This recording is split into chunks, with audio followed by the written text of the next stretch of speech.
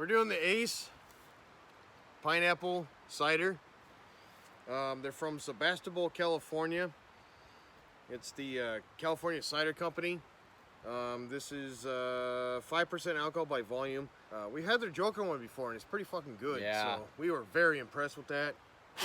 I found it, just stumbled across it, so we want to try more of these guys' stuff. This pineapple should be really good.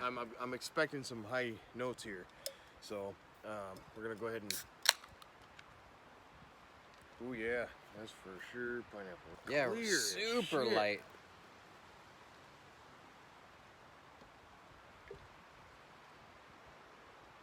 Ooh. Wow. It smells like pineapple with coconut. There's coconut in there. There is kind of a note Yeah. of that in there. That's very interesting. Still appley, right? There's no coconut. Why does it smell like coconut? That's Well, cool. because fresh pineapple kind of has that almost earthy, nearly coconut sort of flavor, Right. especially on the rind when you slice it off. Wow. It smells like a fresh cut pineapple. It does. That is real strong, sweet. That is good. And the pineapple to the finish. That apple Yeah. and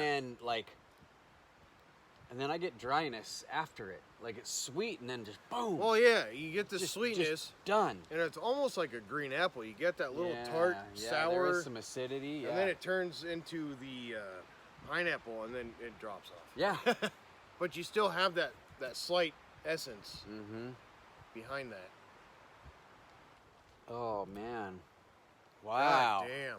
Nicely carbonated. I mean, Oh, it's just yeah. super refreshing. The nose and the flavor go so hand in hand, and it's funny because like a lot of these ciders, like they're not very strong in flavor.